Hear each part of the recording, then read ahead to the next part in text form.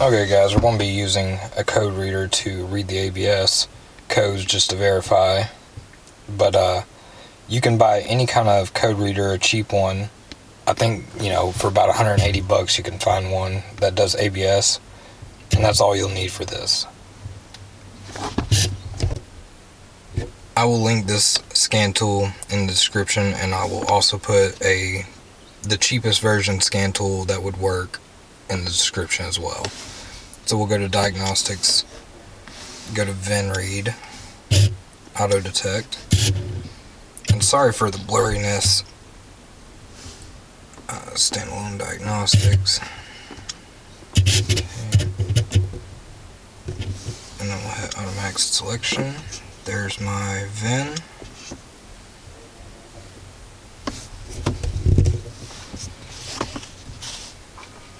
All that's correct. Do that, it doesn't have all this key. Okay, so we'll go to diagnostics, control unit, and this is going to be our ABS, and we will read codes.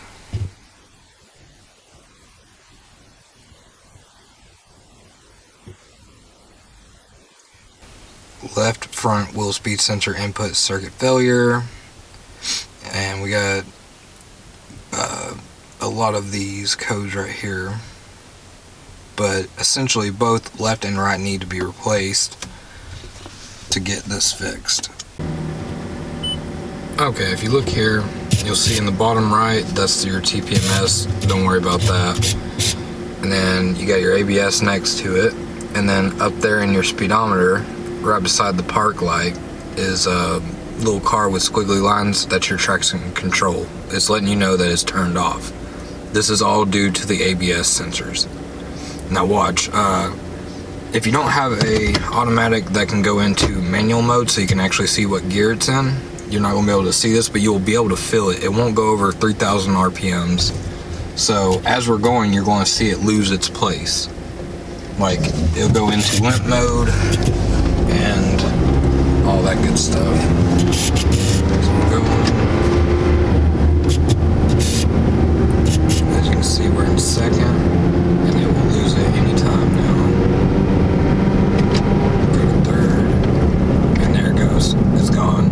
I have no power above 2750, it looks like.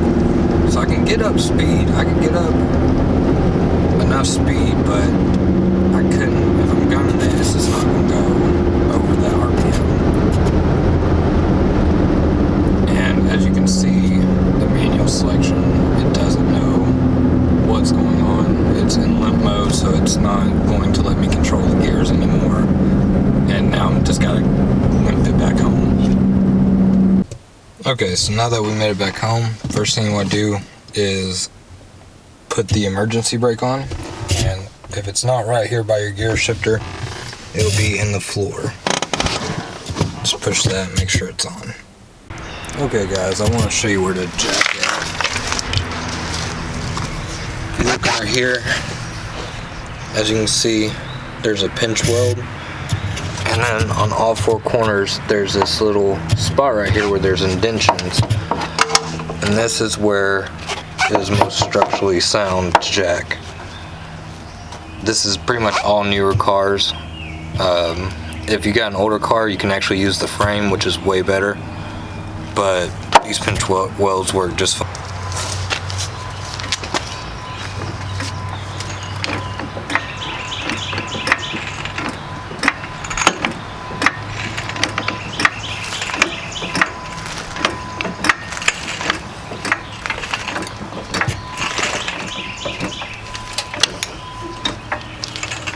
Alright, now that the wheel is off the ground, we are good to go. We just need to put a jack stand underneath it to be safe. Always use jack stands. Okay, once it's on jack stand, just lower it down. Once the jack is no longer doing anything for the car, I jack it back up just to where it touches as an extra safety precaution. Okay, you can do this with a normal 4-way lug wrench, or you can use an impact like I'm going to. It's a 21 millimeter.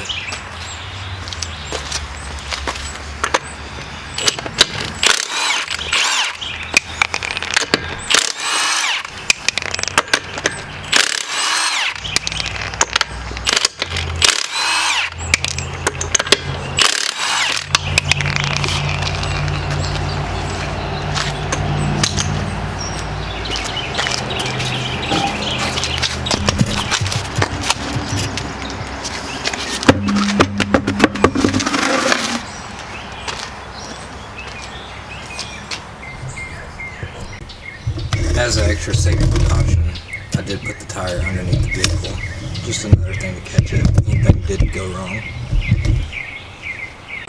Okay, so what we're going to do first is turn the wheel to the left. That way we can get to everything easy. Work smarter, not harder. Always remember that.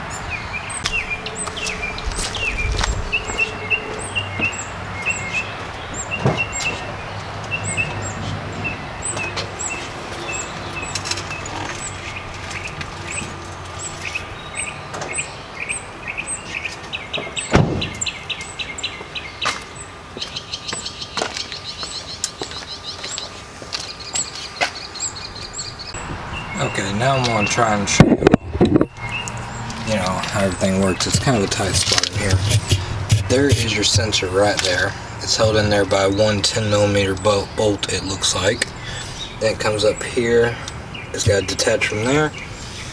And it detaches against the wall right over there. Right there. And then you just follow it. And it connects right there. And then it goes up into the engine bay. And at that point, the connector is right inside there. So let's get started with this. Okay, so we have a 10mm bolt. I'm going to use the electric ratchet, but you can use a regular one. Just break it free.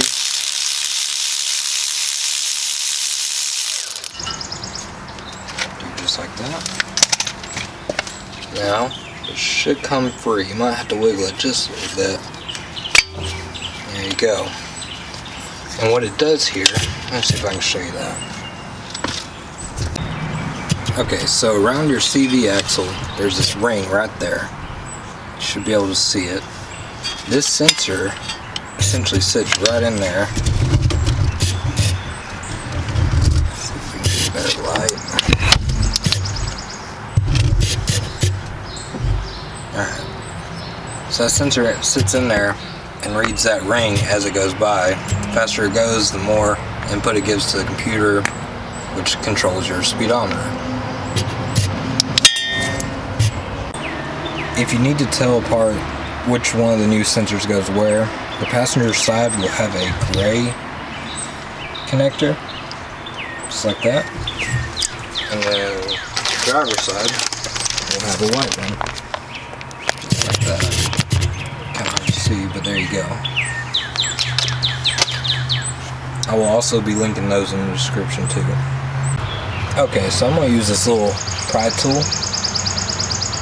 It's real simple and it's actually cheap. And it works really good for stuff like this. Don't be afraid to get in there behind it.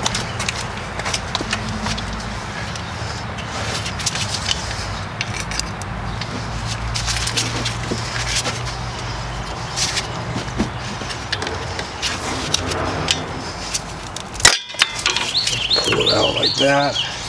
That one we were supposed to save.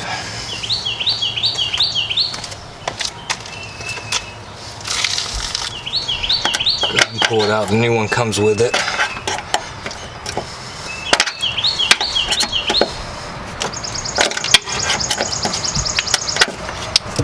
Just like that. Same with this. Get behind it, pop it out. And now we're here. At this point, we have to go in the engine bay and unplug it and everything. Okay, so if you open up the hood, if you come in here, right past the motor mount, you'll see the wire coming up. It goes right here to this clip. This clip on the back side over here is where it's a little pressed down right there.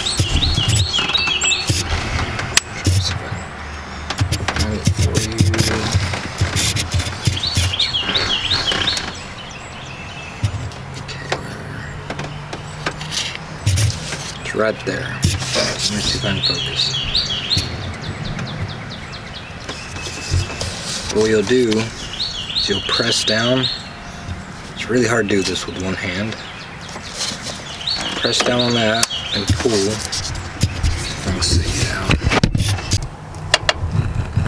out. Okay, so you can see the little push tab right there.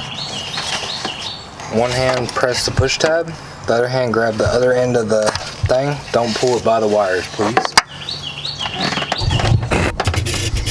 And now that you have that, you should be able to just fish it right through. Okay, so we'll take a flat blade screwdriver. There's little tabs right here. We'll press them in. There's another one on the other side. Get to it.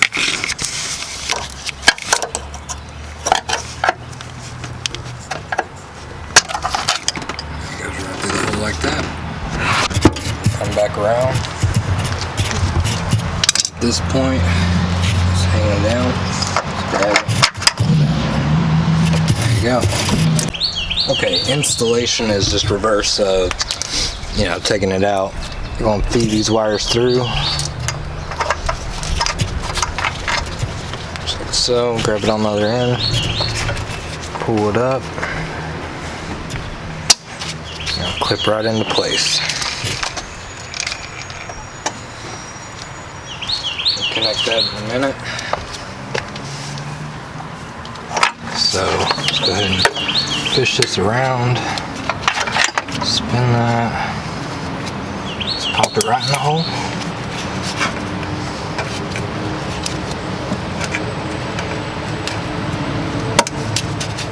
Just like that. Okay, now you got 2 more brackets to go on. And come down. This one go right in there just like this.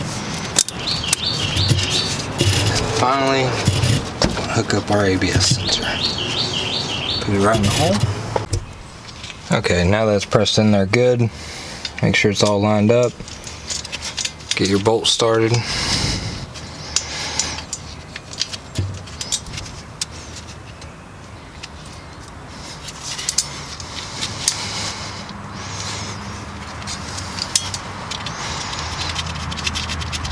Once you get a few threads on it, you can use a ratchet or just keep spinning it with your hand. Okay. To me, that's good and nice and tight. If you want, you can torque it if you want to be extra careful, but as long as you get it tight and all that, it's good to go. Okay, as you can see, we have come through the firewall.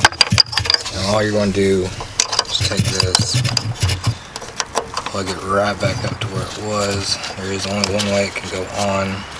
These little tabs will go in just like this.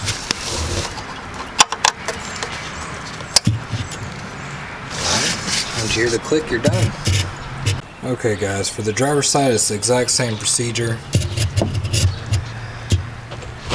There's the connector right there, right under your air filter box. But you should still be able to get your hands in there to unclip it.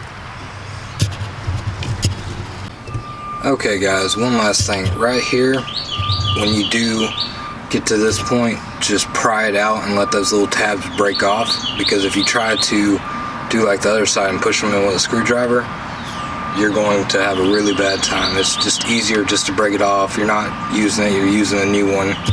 So just get behind it with the pry tool, pry it, you'll hear it break, it'll come out, and that's it. Okay guys, as you can tell, the traction control and ABS are off. We'll do the same thing, put it in manual mode, and you'll see we won't lose our gear this time. We won't go into limp mode.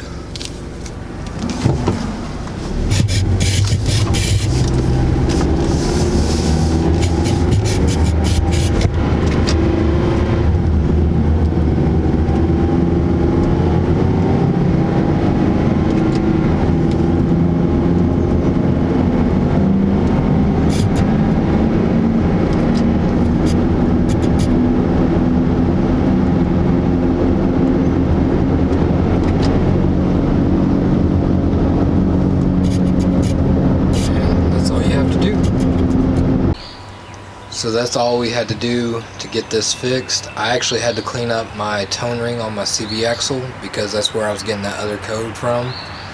A little bit of the axle grease got on there. That CV axle has to be replaced, but you won't have to do that and you will be good to go. Okay guys, if you found the video helpful, please give it a like, share, comment, and subscribe. Thank you.